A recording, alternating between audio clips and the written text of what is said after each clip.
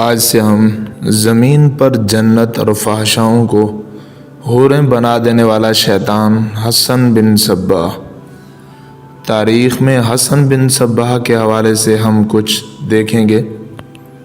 حسن بن صباح اور اس کی مصنوعی جنت۔ قسط نمبر 1۔ اولاد آدم کی داستان حیات اتنی ہی طویل ہے جتنی لمبی لمبی صدیاں گزر گئی ہیں۔ انسان اتنے لمبے اور ایسے کٹھن سفر میں اکیلا نہیں تھا، ابلیس اس کا ہم سفر رہا، آخری منزل تک ہم سفر رہے گا۔ اس کا نتیجہ یہ ہے کہ اولاد آدم کی زندگی کی کہانی سزا و جزا کی داستاں بن گئی ہے، مگر عجوبہ یہ ہے کہ انسان اپنی ہی آپ بیتی پر نگاہ ڈالتا ہے تو محو حیرت ہو جاتا ہے، عبرت حاصل نہیں کرتا، شرمسار نہیں ہوتا، بلکہ خود فریبی سے اپنا دل پر جا لیتا ہے اور اس ابلیس کے آگے سجدہ ریز ہو جاتا ہے جس نے اللہ کے اس حکم کی تعمیل سے انکار کر دیا تھا کہ آدم کے آگے سر بسجدہ ہو جا۔ کہانی کوئی بھی ہو، کسی بھی ہو، اس صورت میں دلچسپ، سنسنی خیز، عبرتناک اور خیال افزا بنتی ہے جب اس کہانی کے کردار اللہ والے ہوں، سوائے ایک دو کے جو ابلیس کے پجاری ہوں۔ اگر ابلیس اللہ کا حکم مان لیتا اور آدم کے آگے سجدے میں گر پڑتا تو بات اللہ کی عظمت اور بندوں کی بندگی پر اور عابد و معبود تک ہی رہ جاتی۔ اللہ نے نیک اور پارسا بندوں سے جنت کا وعدہ کیا ہے، ابلیس نے بندوں کو بدی کے راستے پر ڈال کر انہیں دنیا میں جنت دکھا دی، اور یہی وہ ابلیس کی جنت جس نے اولاد آدم کی سوانح حیات میں کوس و قزح جیسے رنگ بھرے ہیں۔ یہ الگ بات ہے کہ ابلیس نے اپنے پجاریوں کے لیے جو جنت بنائی اور اسے بڑے ہی دل نشین رنگ دیے، وہ کچھ عرصے بعد صرف ایک رنگ میں روپوش ہو گئی، یہ رنگ خون کا تھا۔ شداد عاد حضرت موسیٰ علیہ السلام کے دور کے لگ بھگ ایک ملک کا حکمران تھا۔ مورخوں میں اختلاف پایا جاتا ہے کہ صحیح طور پہ وہ کس دور کا بادشاہ تھا۔ جب بھی تھا، جہاں بھی تھا، اس میں اختلاف ہو سکتا ہے، لیکن اس حقیقت پر سب متفق ہیں کہ شداد کے مزاج شاہی میں فرعونیت تھی، اس کا طرز حکومت فرعونوں جیسا تھا۔ جی ہاں سامعین، رعایا کو وہ اس کے بندے نہیں سمجھتا تھا جس نے انہیں پیدا کیا تھا، بلکہ وہ انہیں اپنا غلام اور اپنی ملکیت سمجھتا تھا۔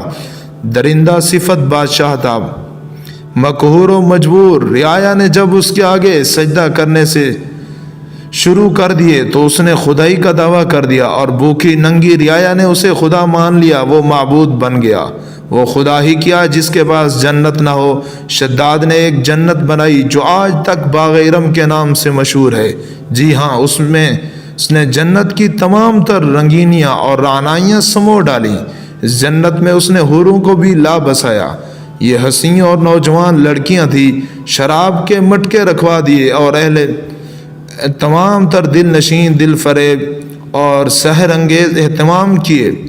جنت مکمل ہو چکی تو شداد اپنی جنت دیکھنے کے لیے گیا، مگر جنت کے صدر دروازے میں قدم رکھا ہی تھا کہ گر گیا اور مر گیا۔ خدا کو اپنی جنت میں قدم رکھنا بھی نصیب نہ ہوا۔ روایت ہے کہ اللہ سبحانہ و تعالیٰ نے فرشتہ اجل سے پوچھا، کیا کبھی تجھے کسی جسم سے روح نکالتے وقت افسوس بھی ہوا ہے؟ ہاں اے پروردگار عالم، فرشتہ اجل نے جواب دیا، 2 بار۔ ایک بار ایک جہاز سمندر میں ڈوب گیا تھا، مسافروں میں سے صرف ایک ماں زندہ بچ نکلی تھی جس کی گود میں 2-3 ماہ عمر کا بچہ تھا، وہ بچے کو بھی زندہ نکال لائی تھی۔ باری تعالیٰ تو نے حکم دیا کہ اس عورت کی روح نکال لاؤ۔ مجھے بہت دکھ ہوا کہ ماں زندہ نہ رہی تو بچے کا کیا بنے گا، لیکن خدائے بزرگ و برتر، موت و حیات تیرے اختیار میں ہے، میں نے تیرے حکم کی تعمیل کی۔ اور دوسری بار، اے پروردگار، فرشتہ اجل نے کہا، شداد ایک بادشاہ تھا، اس نے بڑی محنت سے جنت بنائی، اس پر خزانے لٹا دیے تھے، اس کی تکمیل میں اس کی عمر کا ایک حصہ گزر گیا تھا۔ اس نے اپنی جنت کی تعمیر اس وقت شروع کی تھی جب جوان تھا، تکمیل اس وقت ہوئی جب جوانی گزر گئی تھی۔ وہ اپنی جنت کو دیکھنے گیا تو تیرا حکم ہوا کہ یہ شخص اپنی بنائی ہوئی جنت میں داخل ہونے لگے تو اس کی روح نکال لو۔ میں نے تیرے حکم کی تعمیل کی، اپنا فرض ادا کیا، لیکن میرا دل رنج و مبتلا ہو گیا کہ یہ شخص اپنی بنائی ہوئی جنت میں قدم بھی نہ رکھ سکا کہ اس کا بے روح جسم جنت کے دروازے میں گر پڑا۔ لیکن ایک خالق کائنات میں چون چرا نہیں کر سکتا۔ جانتے ہو یہ شداد کون تھا؟ باری تعالیٰ نے پوچھا اور خود ہی جواب دیا، یہ وہی بچہ تھا جسے ماں سمندر میں سے زندہ نکال لائی تھی، اور میں نے تجھے کہا تھا کہ اس کی ماں کی روح نکال لاؤ۔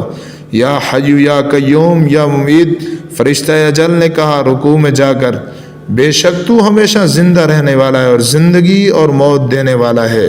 پھر تاریخوں میں ایک اور جنت کا ذکر ملتا ہے جو شداد کے باغ ارم جیسی پرانی بات نہیں بلکہ کل کی بات لگتی ہے۔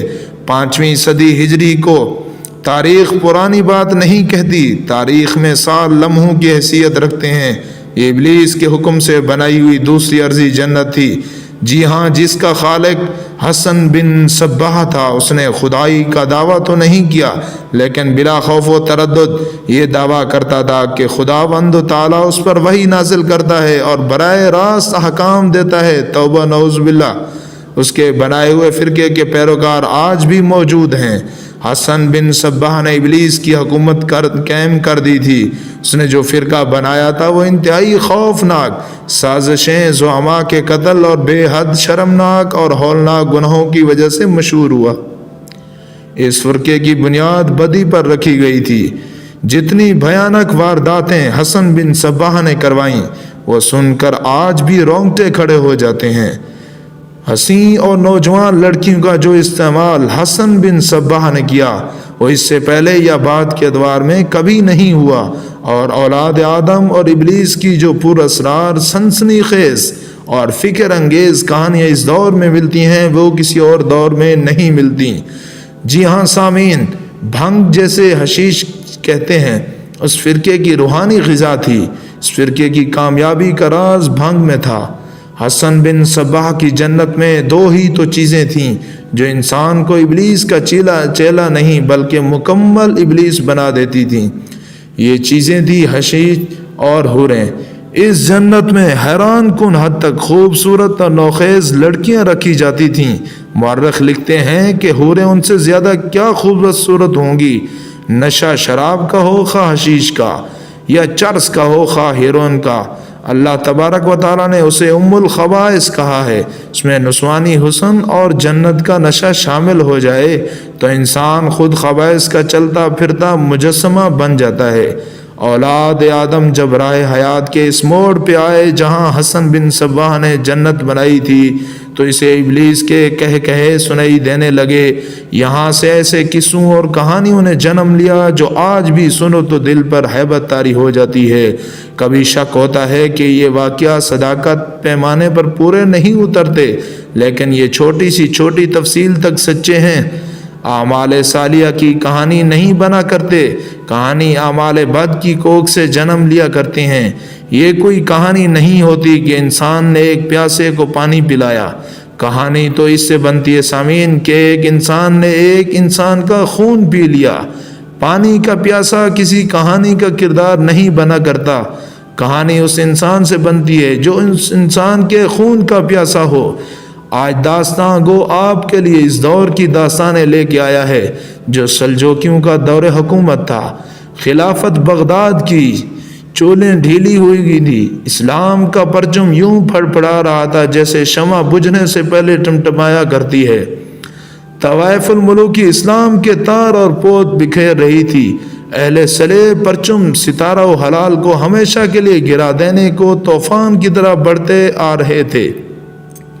اللہ نے اپنے دین کو ہر دور میں سنبھالا اور سہارا دینے کا سبب پیدا کیا۔ اس پر آشوب دور میں جب خلفاء ہوس اقتدار کے دیوانے ہو کر اپنے فریض کو بھلا بیٹھے تھے اور مسلمانوں کی عسکری قوت خلفاء کی عدم توجہی اور شاہانہ طرز کی وجہ سے کمزور ہوتی چلی جا رہی تھی تو اللہ نے سلجوکیوں کو بھیجا۔ جی ہاں سامعین، ان ترک